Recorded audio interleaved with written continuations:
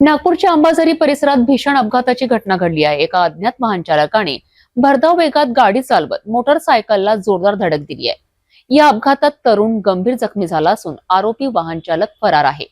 पोलिसांनी गुन्हा दाखल करत पुढील तपास सुरू केला आहे। नागपूरमधील शंकरनगर चौकात भीषण अपघात झालाय। ही घटना 28 जानेवारी रोजी रात्री 1:30 वाजताच्या सुमारास घडली आहे। वाना डोंगरी झेंडा चौक येथे राहणारा 26 वर्षीय अनिकेत कोठीराम ठाकरे हा आपल्या बुलेट मोटरसायकल क्रमांक MS40 AZ 0613 ने जात असताना अज्ञात वाहनाने त्याला जोरदार धडक दिली आहे। या अपघातानंतर आरोपी वाहन चालक घटनास्थळावरून फरार झाला।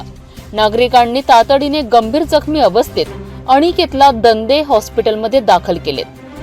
त्यानंतर त्याला पुढील उपचारासाठी शालिनीताई मेघे हॉस्पिटल येथे हलविण्यात आले आहे। या प्रकरणी फिर्यादी 29 वर्षीय निशिकांत कोठीराम ठाकरे यांनी अंबाझरी पोलीस ठाण्यात तक्रार दाखल केली आहे।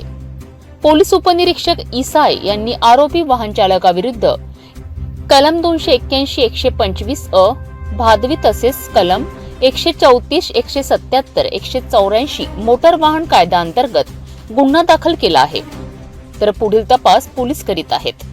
भरधाव वेगाने वाहन चालवणे आणि निष्काळजीपणाने गाडी चालवल्यामुळे अपघातांचे प्रमाण दिवसेंदिवस वाढत आहे। नागपूर पोलिसांनी या प्रकरणाचा तपास सुरू केला असून आरोपी वाहन चालकाला लवकरात लवकर शोधून योग्य ती कारवाई केली जाईल।